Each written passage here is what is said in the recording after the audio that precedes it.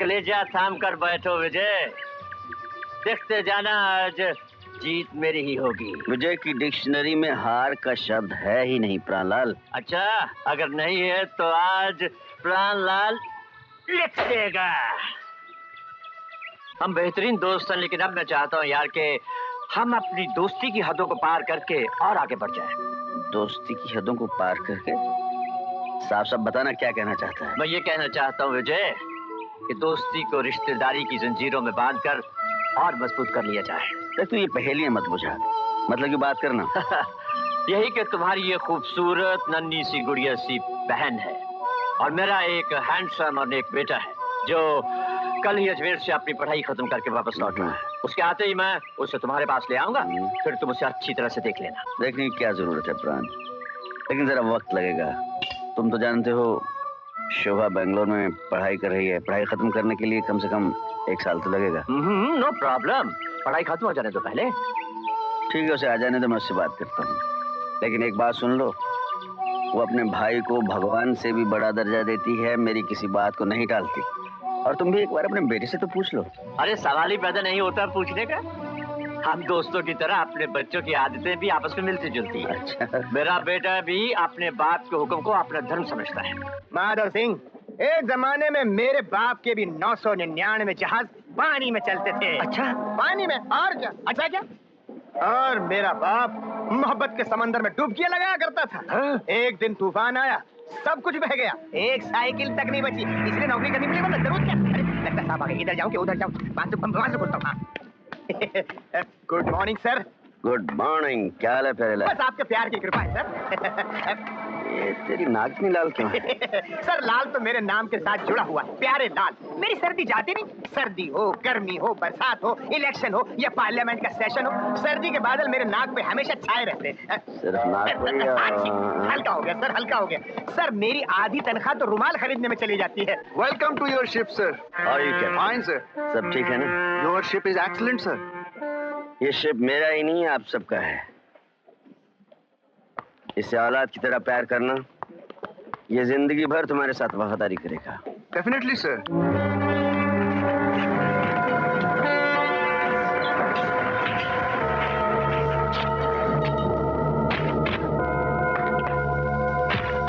क्या फेंक रहे हो तुम? पानी में क्या फेंका तुमने? कौन है तुम लोग? ये क्या हो रहा है? किसकी बोट है? क्या माल स्मगल करके भेजा यहां से? किसके हाथ में तुम? खामोश क्यों? मुझे जवाब चाहिए।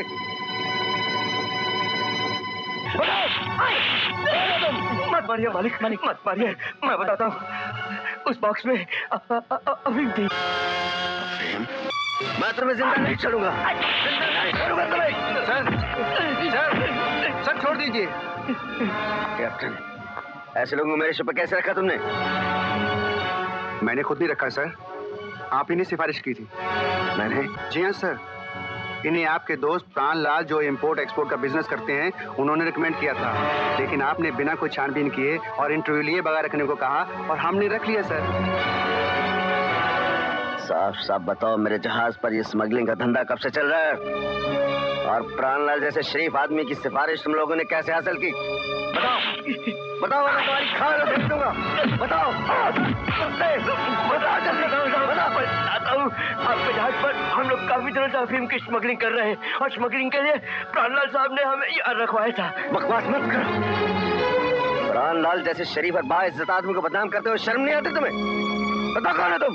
सर हम लोग समझते थे कि आप दोनों दोस्त हैं और आप दोनों मिलकर ही स्मगलिंग करते होंगे, इसीलिए हमने यहाँ नौकरी कर ली।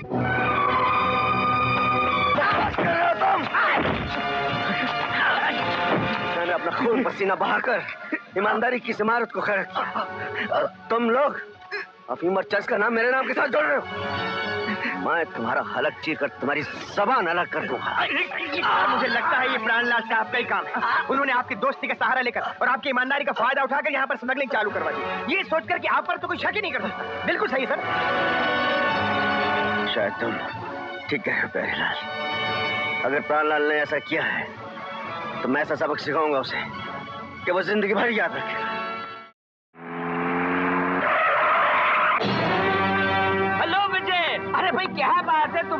अर्जेंट मुझसे मिलना चाहते थे। खैरियत तो है? मैं आज तुम्हें ऐसी खुशखबरी सुनाने वाला हूँ जिसे सुनकर तुम्हारे पैरों तले से जमीन निकल जाएगी। अच्छा, और मैं जो तुम्हें एक ऐसी जबरदस्त सरप्राइज देने वाला हूँ जिसे देखते ही तुम खुशी से पागल हो जाओगे। अमर, अमर बेटे अंदर आ जाओ। नमस्ते। यह है मेरा बेटा अमर, जो कल ही अजमेर से अपनी पढ़ाई खत्म करके वापस लौटा है। क्यों, है ना जबरदस्त सरप्राइज? हाँ, इस बेचारे की खुशकिस्मती को भी तुमने 4 चांद लगा दिए। Thank you, thank you. अरे भाई हाँ, वो तुम्हारी खुशखबरी का क्या हुआ जो तुम हमें सुनाने वाले थे? डोंट बी इम्पेशेंट प्राण। अरे लाल,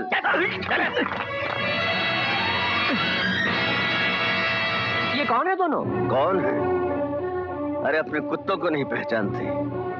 इन्हें बतौर मैकेनिक तुमने मेरे शिप पर नौकरी दिलवाई थी, और जो मैकेनिक की वर्दी पहनकर तुम्हारे लिए अफीम की स्मगलिंग करते रहे। क्या? अफीम स्मगलिंग? और मैं?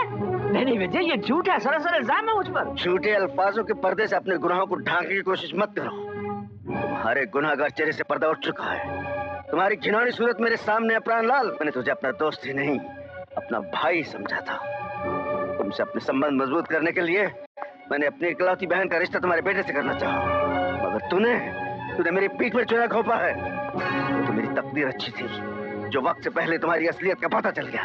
लेकिन विजय, मैं... खामोश! अपनी गंदी जबान पर मेरा नाम दोबारा फिर मत लाना। मुझे अपने आप पर शर्म आ रही है कि आज तक मैं तेरे जैसे देशद्रोही गद्दार को अपना दोस्त कहता रहा। ये सब क्या है डैडी? बात दरअसल ये है बेटे कि... ये क्या बताएगा? मैं बताता हूँ कि तेरा बाप क्या है। ये बहुत बड़ा स्मगलर है, कानून का दुश्मन है, बेईमान है। दौलत की दुनिया में तो ये बहुत बड़ा आदमी है ही, मगर बेईमानी की दुनिया में ये बहुत बड़ा शैतान है। बस मुझे बस, बहुत बोल चुके हो तुम। अब अपनी जबान पर काबू रखो। मुझसे दोस्ती करके शर्म तुम्हें नहीं, मुझे आनी चाहिए। अगर तुम अपने आप को दौलतमंद समझते हो तो तुम जैसे 20 दौलतमंदों को मैं अपनी जेब में रखता हूँ। और जहाँ तक ईमानदारी का ताल्लुक है, उसकी दौलतमंदों की दुनिया में कोई कीमत नहीं होती। वहाँ सिर्फ बेईमानी का सिक्का चलता है। ईमानदारी को खोटे सिक्के की तरह ठोकर मारकर फेंक दिया जाता है। समझ गए? सुन रहे हो बरखुर?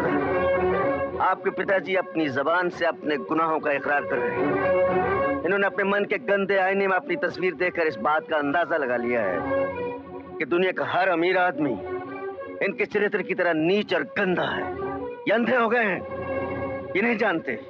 कुछ लोग अपनी मेहनत, मुशक्कत और ईमानदारी के बलबूते पर तरक्की की बुलंदियों तक पहुंचते हैं, और कुछ ऐसे लालची लोग, हवस के कुत्ते, जिनकी तिजोरियां तो भर जाती है मगर गंदी नीयत नहीं भरती, और गलत रास्तों पर अपना मुंह काला करते फिरते हैं। एक बात सुन लो प्राणलाल, आज के बाद तुम्हारे मेरे तमाम रिश्ते खत्म।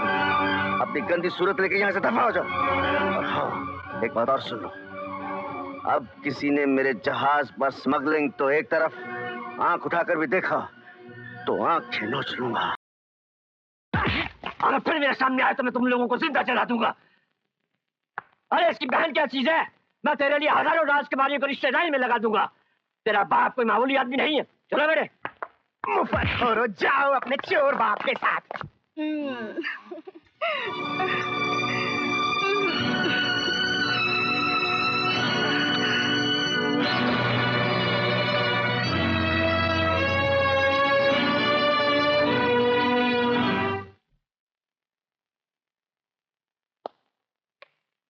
छोटे बाबू!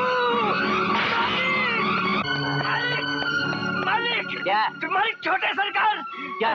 मालिक, मैं अपनी जबान से कुछ नहीं कह सकता मालिक। आप खुद चल के देखिए। क्या? आइए मालिक, आइए। अरे क्या हुआ? मालिक,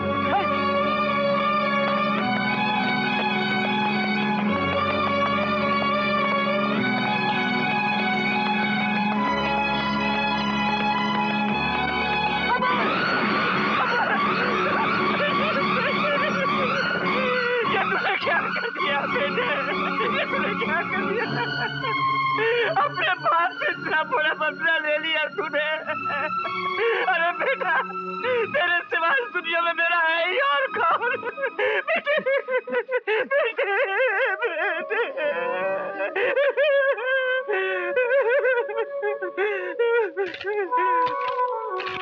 पिताजी, मैंने बचपन से अपने दिल में आपकी एक महान इंसान जैसी तस्वीर बना रखी थी। मैं हमेशा सोचा करता था कि मेरा बाप एक बहुत ही इज्जतदार, शरीफ और नाम वाला इंसान है, मगर आपकी असलियत की एक ठोकर ने मेरे सपनों के शीशे को चकनाचूर कर दिया। मुझे अपनी जिंदगी से घिन आने लगी। मैं एक गरीब इज्जतदार बाप का बेटा बनकर खुशी खुशी जी सकता था, मगर वतन फरोश, स्मगलर, गैर कानूनी काम करने वाले बाप की औलाद बनकर नहीं जी सकता। इसलिए मैं मजबूरन इस घिनौनी जिंदगी का खात्मा कर रहा हूँ। मैं जानता हूँ मेरी मौत से आपको बहुत दुख होगा, मगर मैं क्षमा मांगते हुए इस दुनिया से हमेशा के लिए जाने की इजाजत चाहता हूँ। फक्त आपका बदनसीब बेटा अमर। मेरा बेटा मरा नहीं है, तूने उसे मार दिया है। मेरे इकलौते बेटे की मौत का जिम्मेदार तू है। मैं तुझसे वो बदला लूंगा कि तेरी जिंदगी का हर दिन मौत और बेइज्जती के रंग में डूबा हुआ होगा। मैं तुझे नहीं छोड़ूंगा विजय। आज से मेरा इंतकाम शुरू।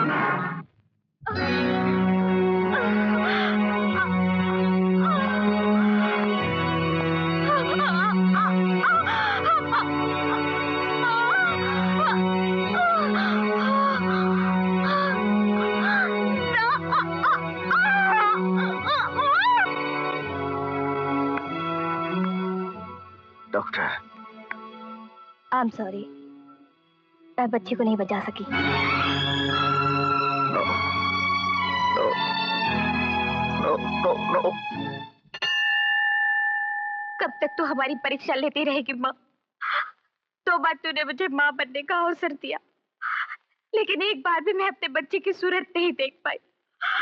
पैदा होने से पहले तूने उसे हमसे छीन लिया। माँ, हम तो हमेशा तुम्हारे बताए हुए रास्ते पर ही चलते आए हैं। अगर अनजाने में कोई भूल हो गई हो, उसकी सजा हमें दे दो माँ, हमारी संतान को नहीं।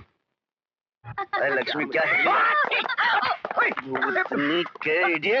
सॉरी सर, सॉरी, भूचाल आ गया। सब कुछ हिल रहा है, मकान हिल रहा है, इमारतें हिल रही है, पंखा हिल रहा है, ऑफिस हिल रहा है, यहाँ तक कि आप। क्यों हलेला जलेला? वो सर, मैं जरा बौखला गया था। मैं आपको एक बहुत जरूरी बात याद दिलवाने आया हूँ। कैसी बात? आज 15 तारीख है तो? और आज आपको कृष्णा आइलैंड जाना है।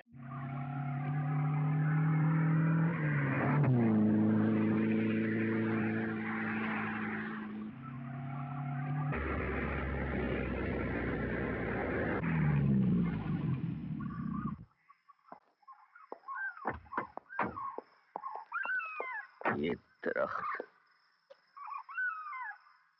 अरे आओ हटाते हैं। जी हटाता हूँ।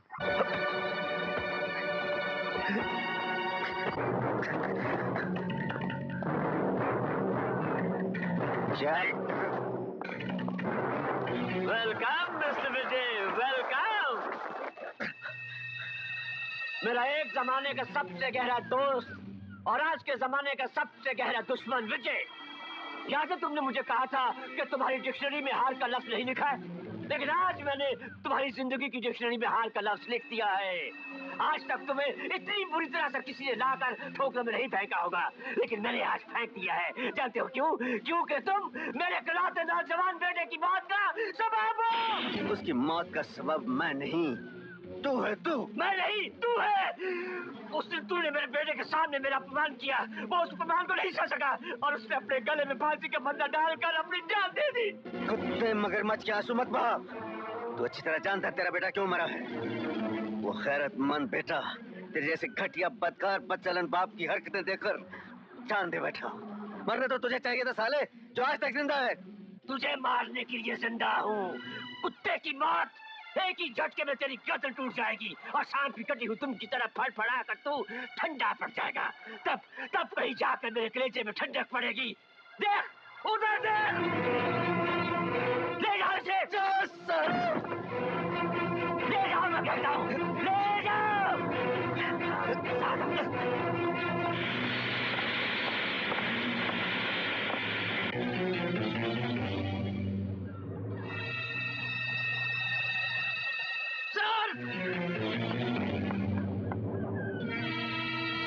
मैं अपनी सल्तनत का सुल्तान, अपने जाती कानून की अदालत का जज, तुम्हारे लिए सजाए मौत का ऐलान करता हूँ।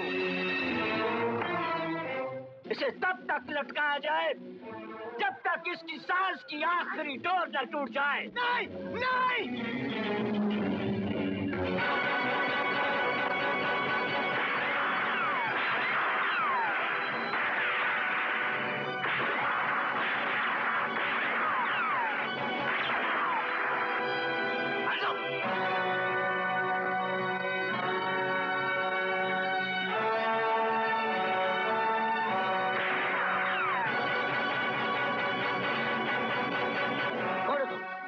सुल्तान बिन सुल्तान, आज तेरे ही सल्तनत में, तेरे ही रियाय के सामने हम तुम्हें सजाए मौत देते हैं।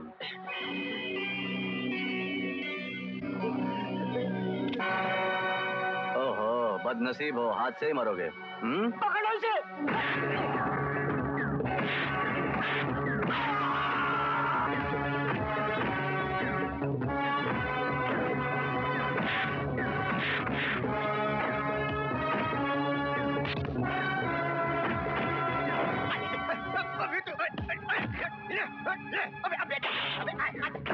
अबे तू भी लड़क गया।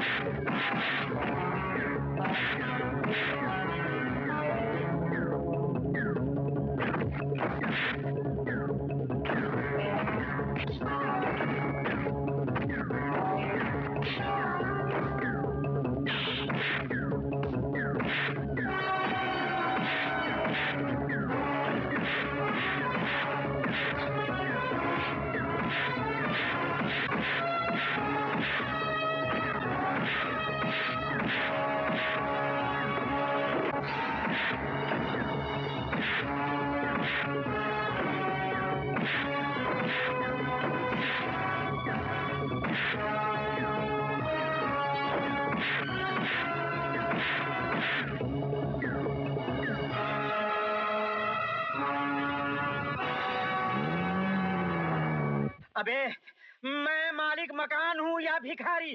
तूने मुझे भिखारी बना दिया है। रोज सुबह शाम तेरे घर पे आके मुझे किराए की भीख मांगनी पड़ती है। किराया दे वरना मकान खाली कर। बस बस, यही बस्ती है सर। यही ऊपर रहता है ना? सेठ जी, मुझे एक हफ्ते का वक्त दीजिए। मैं पढ़ा लिखा आदमी हूँ, मुझे कहीं ना कहीं नौकरी तो मिल ही जाएगी। नौकरी मिलते ही मैं आपका पैसा अदा कर दूं। आज सीधी तरह तू पैसे लौटा दे वरना मैं तुझे और तेरे सामान दोनों को उठा के बदतमीज। शुक्रिया। आधा बस है, अजीब आदमी। आप वो शराफत से पेश आ रहा है, आप बदतमीज में उतरे हैं। आप हाथ लगे सामान को हाथ तोड़ दूंगा आपके। पर साहब, आप इस छोटी सी बस्ती में कैसे आ गए? हम बड़े जज्बाती आदमी हैं। हमारी नजरों से कोई भले ओझल हो जाए लेकिन कोई हमारे दिल से ओझल नहीं हो सकता। लेकिन उस दिन तुम इस तरह ओझल हो गए कि हम तुम्हारा नाम तक नहीं पूछ सके। सर, मेरा नाम जय किशन है। प्यार से लोग मुझे जैकी कहते हैं। वेरी गुड, बहुत अच्छा नाम है। Meet my wife. नमस्ते जी। नमस्ते। हमारी तरफ से ये छोटा सा नजराना कबूल कर लीजिए। ये क्या?